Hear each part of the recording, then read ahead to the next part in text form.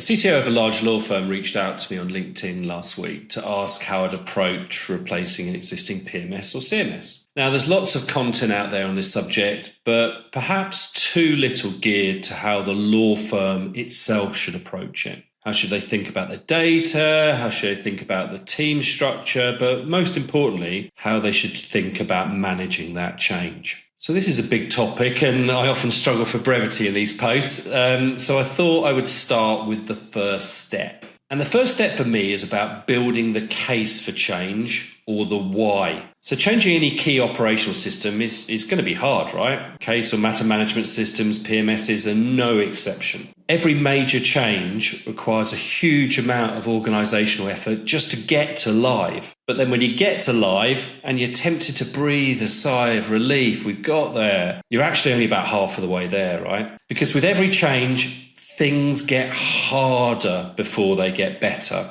And people talk about organisational change curves, and I'll put an example in the post. So, as with any hard activity, it's natural you're going to get pushbacks. That's just the way we are, right? Partners are going to be concerned with short-term drops in productivity, billable hours, and maybe profitability. Employees are going to be worried about increased working hours, or maybe having to do 2 jobs. People are going to be worried about learning new things. We've got a natural resistance to change as human beings, or even potentially worried about their jobs, right? And the IT folk are going to be worried about more systems or more instability and having more firefighting potentially to do. Yet firms who are delaying these changes are going to lose market share and see profits erode over time. So with the backdrop of this pushback, with the backdrop of things getting harder before they become easier, how do you bring people along on that journey? So for me, again, it's all about the why. It's about clearly articulating for different stakeholders what's in it for them,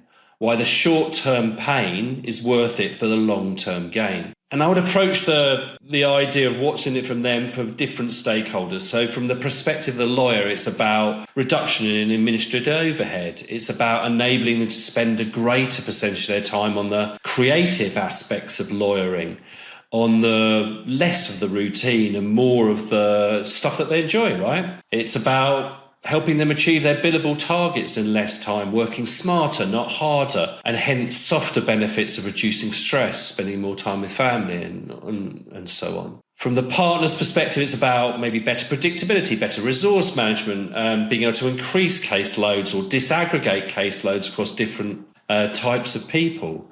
Better profitability, better customer satisfaction or retention metrics. So how would I go about doing this? I think the key bit is building consensus for that why across all stakeholder groups.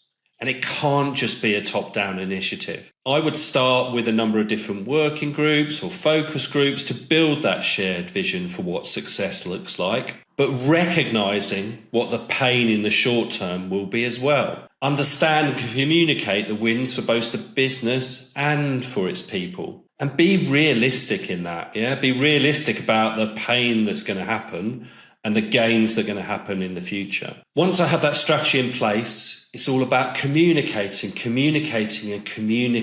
again. And then it's about celebrating successes as we see them. So we can all understand that the short-term pain was indeed worth it for the long-term gain. Because once we've done this change, there's going to be another change and another change and another change. As always, interested in your comments.